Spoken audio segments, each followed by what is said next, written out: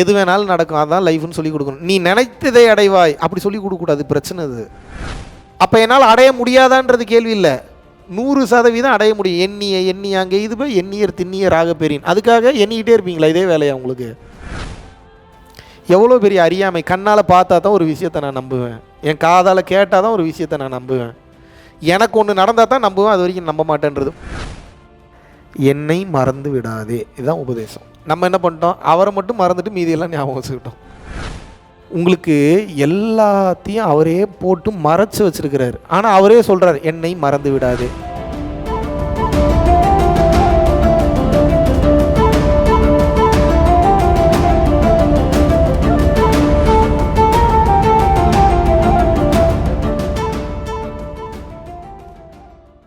என்னோட நேம் வந்து ஸ்ரீவித்யா.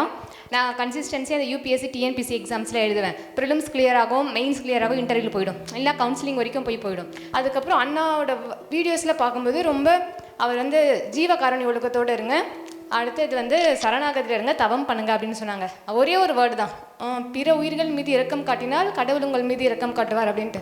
ஸோ அப்போ வந்து எனக்கு இந்த ஜாப் பற்றி ரொம்ப யோசிச்சுட்டு இருக்கும்போது அவரோட பௌர்ணமி விளக்கு தியானம் பயிற்சி போட்டிருந்தார். அதை ப்ராக்டிஸ் பண்ணிவிட்டு நான் வந்து பக்கத்தில் இருந்து சும்மா ஸ்கூலுக்கு தான் ஜாபுக்கு போனேன். உடனே நான் ஜாப் செலக்ட் ஆகிட்டேன். அண்ணாவோட அந்த ஸ்பீச்சு, அவருடைய அந்த அந்த தெளிவு, நிறைய விஷயம் நான் பர்சனலியும் நான் கொஞ்சம் இஷ்யூஸ் இருந்தது. அண்ணாவோட வீடியோஸ் பார்த்ததுக்கப்புறம் நிறைய நான் கற்றுக்கிட்டேன். ஆனால் பேசினாலே அது கிறிஸ்டல் அண்ட் கிளியர் மாதிரி இருக்கும், டக் டக் டக்குன்னு புரியும். ஸோ எனக்கான சித்தர் குரு எல்லாமே அண்ணா தான். தேங்க்யூ. நான்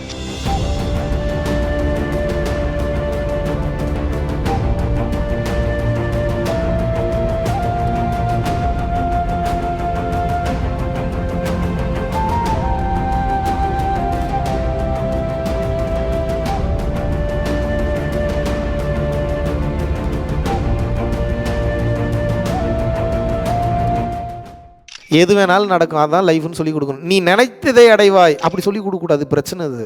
செய்கிற வேலையை செய், வர்றதை ஏற்றுக்க. இது ஃப்ரீ ஃப்ளோவில் இருக்கா? நீ நினச்சதை அடைஞ்சே தீர்வடா, இது ஃப்ரீ ஃப்ளோவில் இருக்கா? டயக்ராம் போடுங்க. நீ நினச்சதை அடைஞ்சே தீர்வா, இதுக்கு ஒரு டயக்ராம் போடுங்க. இது ட்ராவல் பண்ணுறதுக்கு ஒரு வேவ் இருக்குது, இது போடுங்க.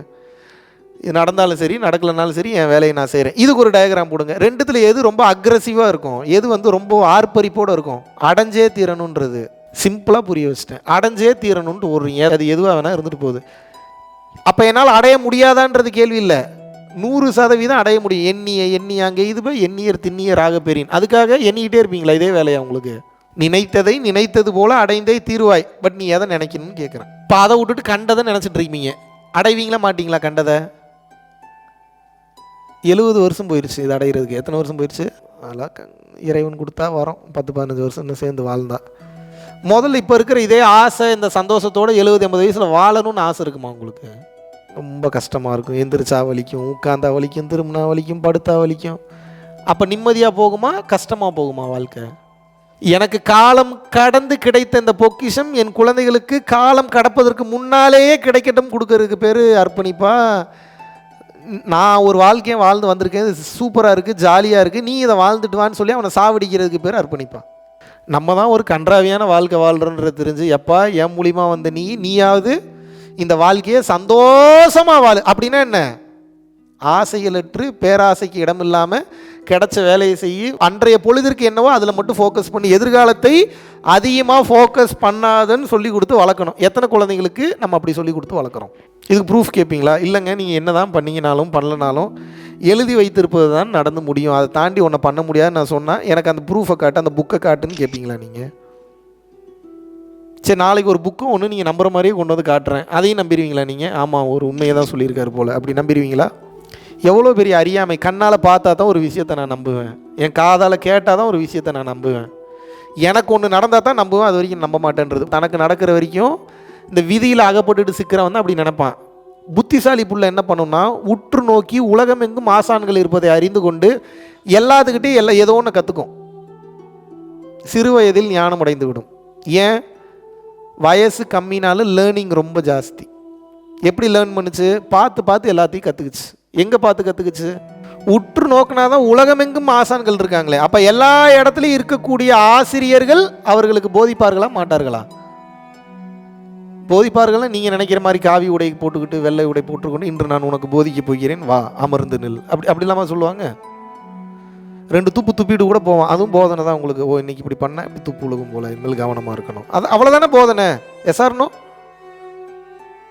அவ்வளோதானங்க போதனை. இதிலிருந்து நான் என்ன கற்றுக்கொள்ள முடியும் அப்படின்றதானே போதனை. இப்போ இதுக்கு உங்களுக்கு உயிர் பெற்ற ஒருவன் வந்து உயிரோட வந்து உங்களுக்கு உபதேசம் பண்ணணுமா? அப்படியா? இறைவன் என்ன சொன்னார்னா மனிதர்களிடத்துல ஒன்னே ஒன்று தான் பண்ண சொன்னார். என்ன? என்னை மறந்து விடாதே அப்படிங்கிறார். ஏன் அந்த வார்த்தையை வந்து பத்திரமா சொல்லி கொடுத்து அனுப்புறாரு? போகும்போது காதில் இதுதான் உபதேசம். என்ன உபதேசம்? என்னை மறந்து விடாதே, இதுதான் உபதேசம். உபதேசம் பண்ணிட்டு படைச்சிட்டார். நம்ம என்ன பண்ணிட்டோம்? அவரை மட்டும் மறந்துட்டு மீதியெல்லாம் ஞாபகம் வச்சுக்கிட்டோம். உன்னை மட்டும் மறந்து விட்டேன், மீதி அனைத்தையும் ஞாபகம் வைத்துள்ளேன். இறைவன் ஏன் என்னை மறந்து விடாதே என்று கூறினார் அப்படின்னு வந்து கேட்டீங்கன்னா, நீங்க அவரை மறந்துட்டீங்கன்னா அட்ரஸ் மறந்துடுவீங்க, எங்கிருந்து வந்தீங்கன்றது மறந்துடுவீங்க. இப்போ எத்தனை பேருக்கு உங்களோட ஒரிஜினல் அட்ரஸ் தெரியும் சொல்லுங்க? நம்பர் 6 விவேகானந்தர் தெரு, துபாய் குறுக்கு ரோடு, துபாய் குறுக்கு சந்து, துபாய். சொல்லுங்க, உங்க எத்தனை பேருக்கு உங்க அட்ரஸ் தெரியும் சொல்லுங்க? இப்போ நீங்க சொல்ற எதுவும் உங்க அட்ரஸ் இல்லைங்கிறேன். கீழே போனால் மறந்துடும்பா, கவனமாக இருக்கு. சரிங்க சார். எப்படி மறக்கும்? நானே மறக்க வைப்பேன்றாரு. எப்படி? கீழே போன எல்லாம் மறந்துருச்சு. என்னடா ஒன்றுமே ஞாபகத்தில் இல்லை, போன ஜென்ம ஞாபகத்தில் இல்லை, அதுக்கு முந்தின ஜென்ம ஞாபகத்தில் இல்லை, என்னவா பிறந்த ஞாபகம், மனம் மறந்துடும். ஏன் மறக்க வைக்கிறாரு? திரேதாயி அப்படின்ற மறைப்பை போட்டு மூடுறாரு. எந்த மறைப்பை போட்டு மூடுறாரு? இறைவனுடைய 5 தொழில்: படைத்தல், காத்தல், அழித்தல். 4வது தொழில் என்ன? மறைத்தல். எப்படிப்பட்ட ஒரு பர்சனாக இருக்கிறாரு பாருங்க. மறைக்கிறார். என்ன பண்ணுறாரு? உங்கள் புருஷனோ பொண்டாட்டியை மட்டும் உங்கள்கிட்ட ஏதாவது ஒன்று மறைச்சிட்டே என்கிட்ட உண்மையை சொல்லு, நான் எல்லாத்தையும் கேட்கணுன்றீங்க. இது எந்த விதத்தில் நியாயம்? கடவுளே மறைக்கிறாரு. கடவுள் என்ன பண்ணுறாரு? மறைக்கிறார். அப்புறம் 5வது என்ன பண்ணுறாரு? அருளல். 5வது அருளல் எனக்கூடிய அற்புதமான ஒரு விஷயத்தை பண்ணுறாரு. உங்களுக்கு எல்லாத்தையும் அவரே போட்டு மறைச்சு வச்சிருக்கிறாரு. ஆனால் அவரே சொல்கிறார், என்னை மறந்து விடாதே. ஏங்க என்னை மறந்துடாதன்றீங்க, அப்புறம் கீழே போனால் மறந்துடுது. இப்போ நான் என்ன பண்ணுறது? நான் உனக்கு உணர்த்தி கொண்டே இருக்கிறேன். அடுத்த வார்த்தை என்ன சொல்கிறாரு? உனக்கு உணர்த்தி கொண்டே இருக்கிறேன். எப்படி உணர்த்தி கொண்டே இருக்கிறாரு? மறந்துருச்சு எல்லாமே, ஆனால் கீழே அவரை மறக்கிறதுக்கு வாய்ப்பு கொடுக்குறாரு. அவர் கண்ணை திறந்து வெளியே போனால் பூஜை ரூமு, பூஜை ரூமை விட்டு வெளியே போனால் கோயில், கோயில் விட்டு ரைட்டு போனால் மசூதி, சர்ச்சு, மெடிடேஷன் ஹாலு, அங்கே இங்கே எங்கே போனாலும் கடவுளுடைய படங்கள், கடவுளுடைய பெயர்கள், கடவுளுடைய நாமங்கள். இறைவனை நினைவு கூறுறதுக்கு எத்தனை இடம் இருக்குது, எத்தனை டைம் இருக்குது? Yes or no? சரி, நம்ம எப்படி கடவுளை நினைவு வச்சுக்கிட்டோம்? தலைவன் என்ன சொன்னாப்புல? என்னை மறந்து விடாது. மறந்துட்டீங்க, சரி ஓகே. அடுத்து என்ன பண்ணுறாரு? ஒரு பொருள் ஒரு டைம் வந்தால் மறக்கிறதுல ஒரு நியாய தர்மம் இருக்குது. ஒரு பொருள் வாழ்க்கையில் முக்கியமான இடத்துல எந்த நாட்டுக்கு போனாலும் வருது, எங்கே போனாலும் வருது. அதுதான் பிரச்சனையாகவும் வருது, அதுதான் சொல்யூஷனாகவும் இருக்குது. இதை பற்றி ஒரு பெரிய கான்ஸ்பிரசி இருக்குது. அப்போ தெரிஞ்சுக்கணும்னு நினைக்கிறோமா கூடாதா? அந்த பொருள் பேர் என்ன? இறைவன். ஜனவரி 26ஆம் தேதி மலேசியாவில் இருக்கக்கூடிய செரம்பான் அப்படின்ற பகுதியிலையும் வந்து பார்த்தீங்க அப்படின்னா பரம்பொருள் யோகம் ஒரு நாள் நேரடி வகுப்பு வந்து கண்டக்ட் பண்ணுறோம். விருப்பப்படக்கூடிய நபர்கள் கீழே உள்ள கான்டாக்ட் நம்பருக்கு கான்டாக்ட் பண்ணி உங்களது பெயரை முன்பதிவு செய்து கொள்ளலாம். கல்யாணங்களுக்கு போகும்போதோ இல்லை ஒரு ஃபங்க்ஷனுக்கு போகும்போதோ ஒரு குழப்பம் இருக்கும். சரி, நம்மளை கூப்பிட்டாங்க, இவங்களுக்கு என்னடா நம்ம போய் கிஃப்ட் பண்ணலாம்? நம்ம பரம்பொருள் ஃபவுண்டேஷனோட முக்கியமான சில வீடியோஸ் நீங்கள் டவுன்லோட் பண்ணி வச்சுட்டு ஒரு பென்ட்ரைவில் போட்டு புதுசாக திருமணம் ஆகக்கூடிய அந்த தம்பதிகளுக்கு கொடுக்கலாம். என் வீடியோவை தான் கொடுக்கணும்னு நான் சொல்ல மாட்டேன். மெய்ஞானம் சம்பந்தமான சில விஷயங்கள் யார் மிக சரியாக பேசுகிறாங்கன்னு நீங்கள் நினைக்கிறீங்களோ அவர்களுடைய வீடியோவை காப்பி பண்ணி கொண்டு போய் கொடுங்க. இதுதான் அவர்களுக்கு உண்மையான பொக்கிஷம், உண்மையான ட்ரெஷர்.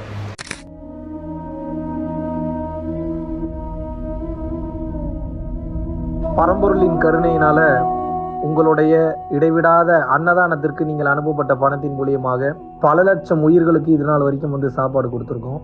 ஸோ கொரோனாலேருந்து ஆரம்பித்து ஒரு நாள் கூட விடாமல் பல உயிர்களுக்கு வஸ்திர தானங்களாக இருக்கட்டும், படிக்க முடியாதவங்களுக்கு கல்வித்தொகை கட்ட முடிய விஷயங்களாக இருக்கட்டும், இல்லை ஸ்போர்ட்ஸ் ரீதியாக விளையாடக்கூடிய நல்ல மாணவர்களை அனுப்பி வைக்கக்கூடிய விஷயங்களாக இருக்கட்டும், அதை தொடர்ந்து வந்து பார்த்தீங்கன்னா ரெகுலராக மந்த்லி பேசிஸில் ஏழை குழந்தைகளுக்கு க்ரோசரிஸ் கொடுக்கறதாக இருக்கட்டும், இல்லை அவங்களுக்கு வந்து பார்த்தீங்கன்னா சேம் அவங்க விருப்பப்படுறவங்களுக்கு வீட்டு துணிமணிகள், வீட்டுக்கு தேவைப்படக்கூடிய மற்ற பொருட்கள் வாங்கி கொடுக்கறதாக இருக்கட்டும், எல்லா உதவிகளும் வந்து பார்த்தீங்கன்னா உங்களோட உதவினால தான் போயிட்டு இருக்கு. சாது சிதம்பர சுவாமிகள் வளநாட்டார் வந்து ஒரு வார்த்தை சொல்லுவார், பசித்தோர் முகம்பார் பரம்பொருள் அருள் கிட்டும் அப்படின்னு வந்து சொல்லுவார். வள்ளல் பெருமானும் ஜீவகாருண்யம் உள்ள சம்சாரிகளுக்கு எப்பேற்பட்ட சூழ்நிலையிலும் வந்து பார்த்தீங்கன்னா அவங்களோட லாபம் தடைபடாது, தொழில் பிரச்சனைகள் வந்து நிவர்த்தியாகும், அதை தொடர்ந்து வந்து வாழ்க்கையில குடும்ப பிரச்சனைகள் விலகும், அதுபோக குழந்தை சம்பந்தமான பிரச்சனைகள் எதுவாக இருந்தாலும் வந்து இந்த அன்னதானத்திற்காக நீங்கள் செய்யக்கூடிய ஒவ்வொரு ரூபாயும் அது வந்து உங்களுக்கு நிச்சயமாக புண்ணியமாக வந்து சேரும். புண்ணியத்தை கடந்த நிலையில் முக்தி பாதைக்கும் அது நிச்சயமாக உங்களை வழிநடத்தும். அதனால விருப்பப்படுறவங்க நம்மளுடைய பரம்பொருள் அறக்கட்டளையினுடைய சேரிட்டி ஆக்டிவிட்டீஸ்க்கு தங்களுடைய விருப்பப்படக்கூடிய நன்கொடையை கீழே உள்ள டெஸ்கிரிப்ஷன்ல இருக்கக்கூடிய அக்கௌண்ட் நம்பருக்கு செலுத்தலாம். இதற்குண்டான அந்த அருளை சித்தர்கள் உங்களுக்கும் உங்கள் குடும்பத்தாருக்கும் வழங்க வேண்டுகிறேன். குருவின் பரிபூர்ண அருளாசிகள். குரு கடாட்சம்.